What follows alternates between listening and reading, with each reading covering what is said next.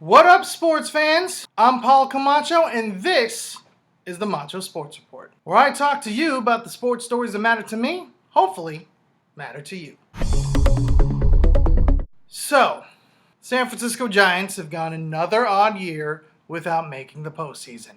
Thanks, Captain Obvious. Giants fans are obviously still reeling from this, considering how good they seem to look early on. I understand that this is disappointing for the fans of the orange and black. After all, the last two world champion Giants teams failed to reach the postseason in efforts to possibly defend their title. Would have been nice to see them actually make it this season, but alas, it was not meant to be. I mean, the 2015 season had been one unfortunate injury after another, in which almost none of the team's major position players could stay healthy. Combined with surging Dodgers and Cubs teams, it was just a hard luck baseball season for San Francisco, despite picking up guys like Mike Leake and Marlon Byrd to solidify the roster through the home stretch. The Giants just couldn't find a groove and kept losing when it mattered most. It was only fitting that they lost their final game of the regular season after leading 3-0 in the ninth and giving up 7 runs to the Colorado Rockies.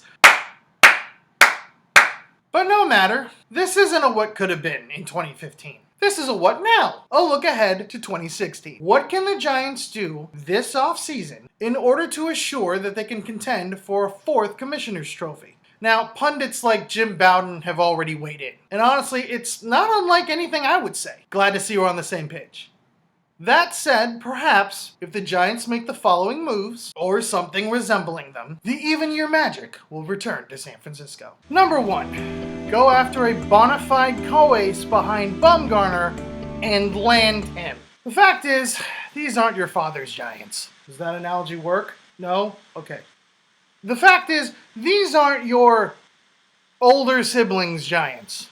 There's that better. The World Series winning teams from 2010 and 2012 relied heavily on a stellar pitching staff to get them to the finish line. Hell, Madison Bumgarner practically did it by himself in the team's last World Series win, but this year's team still only had one solid starter in Mad Bum. If they expect to return to glory, they need some help. Big time. And that means going after a big-time free agent arm this offseason. They tried doing that with John Lester last year, and he ended up going to the Chicago Cubs. Luckily for the Giants, this year's free agent class of starting pitchers is also pretty stacked. To me, however, one name sticks out above the rest. Toronto Blue Jays pitcher David Price. He was 18-5 with a 2.45 ERA. He's still in his prime at the age of 30, and he's expressed interest to join the city by the bay. Sure, his postseason record is worrisome, but he hasn't played in the National League, and especially not with a group like the Giants. Give him a 5 to 6 year deal, and let him work with some of the best pitching coaches in the biz. Boom! Instant 1-2 counterpunch against the Dodgers Kershaw-Greinke duo. Number 2. Reassign Mike Leake to a manageable deal. Now I know what you might be thinking. Leake? Give me a break. He didn't help at all down the stretch. How dare you even think about re-signing him? Boo this man! Boo him! Okay, that's a bit harsh, imaginary internet troll. But seriously, hear me out.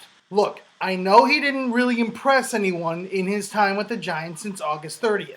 He went 2-5 with a 4.07 ERA with San Francisco. That's not jumping off the page as must-keep numbers.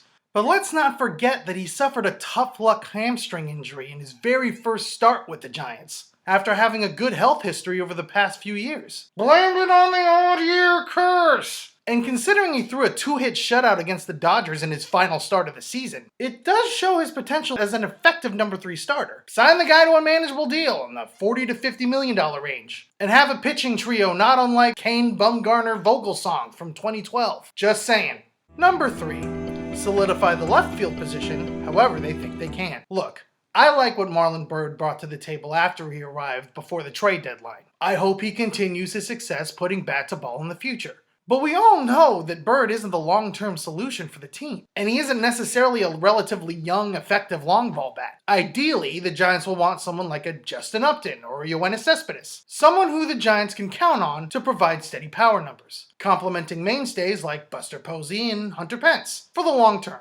But hey, what about young guys like Kelby Tomlinson and Jared Parker? Funny you should mention that. Number 4.